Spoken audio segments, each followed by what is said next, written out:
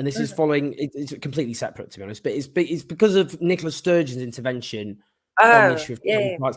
I'm just going to play a little clip of it, and I just want to have some of your thoughts, because you've been, I think, very courageous in support of our trans siblings. There was a rally outside the Parliament yesterday. You've seen that tweet of J.K. Rowling wearing her T-shirt saying that you're a destroyer of women's rights.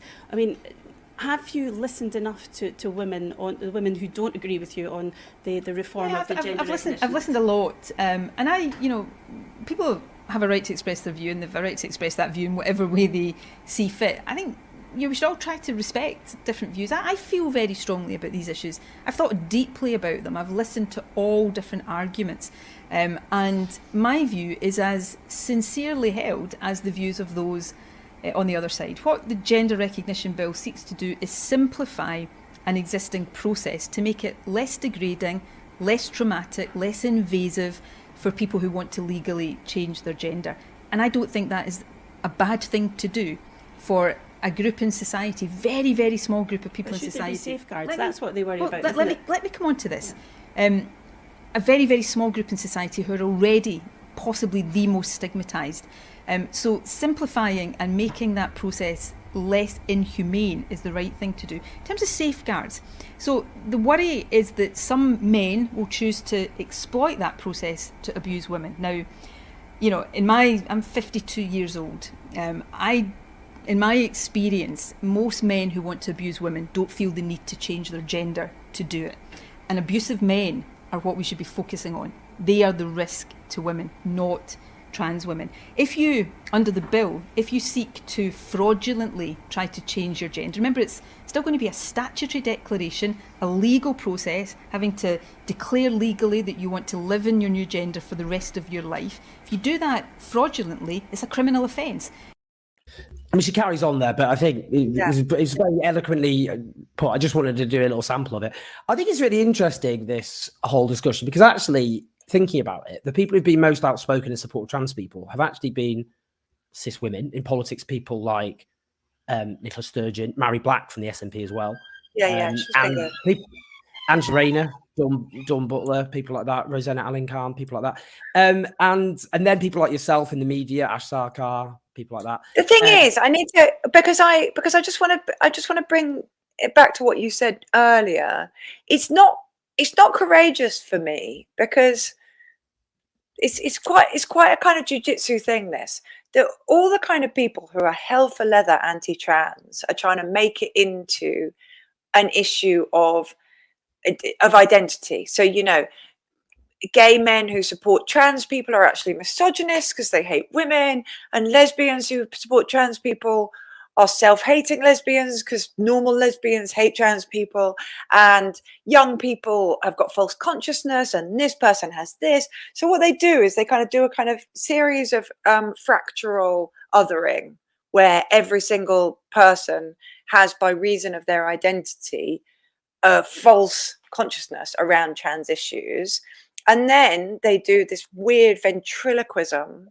Janice Turner used to do this a lot. It used to drive me fucking insane.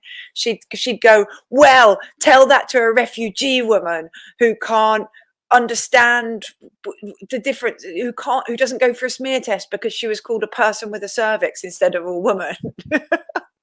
And you're like, so there's this kind of fractural analysis on one side and a ventriloquism on the other side, and everybody just gets torn down by it, everybody. And then because I'm a middle-aged woman, and I'm the same age as, I'm the same age as, well, I'm not the same age as Julie Birchall and Julie Bindel and Suzanne Moore, but I'm sort of I'm in their tribe, and I always have been. They find it way, way harder to do that to me. The worst they're going to call me is a pick-me girl, and I'm like, well, you're pathetic. So it's very easy for me to put a view in this space in a way that it's actually not very easy. And yourself, you've been absolutely savaged by these people in very personal and really problematic ways. Like they're trying to make you into a non-person by using what they see as your identity markers and allying them to kind of vicious misogyny, and then pushing you out to sea. They cannot do that to me because they can fucking see me. I'm exactly the same as Hadley Freeman. You know, it's ridiculous to see it any other way. So I don't feel, and I think, and I can just hear in Nicola Sturgeon's tone that she feels the same way as I do. There's very low jeopardy for us. But having said that, you know, it's really great. I really love how clearly she expresses herself. I've loved hearing Emily Thornberry. I've loved hearing, you know, so many people make a really straightforward, humane, non-hysterical case. And you know, it's a pleasure to see. It's interesting. Emily Thornberry's got I think her cousin's a trans man. But it's just interesting because often people who have personal experiences, obviously, with they have loved ones who are trans, and that often, you know, obviously, whatever dogma or they might have had in the past, it collides with the lived reality of trans people in their orbit. And also, sorry, but you know, oh, sorry, you're yeah, sorry. No, go on. Well, I was going to say that, you know, it's like before this was turned into an identity issue, the kind of people you think of as like classically conservative did not have a problem with it. They were like, Christ, we've weathered homosexuality no longer being a problem. This we can cope with. And I do remember, because my first husband's nephew was trans, and the whole family, you know, the evangelical Christian family, completely did not bat an eyelid.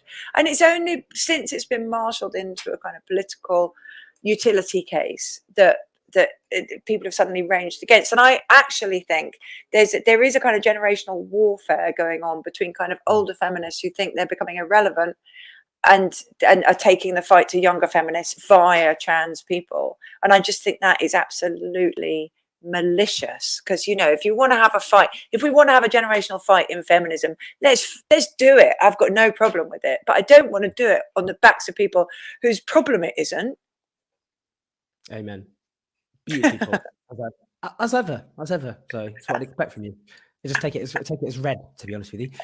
Zoe, thanks so much for joining us and sharing all your thoughts. It was a real pleasure. You are a joy, always a joy.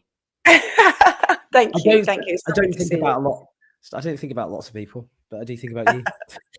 Lots of love. And by the way, your headphones were, as well as your contributions, were complimented all the way through. People.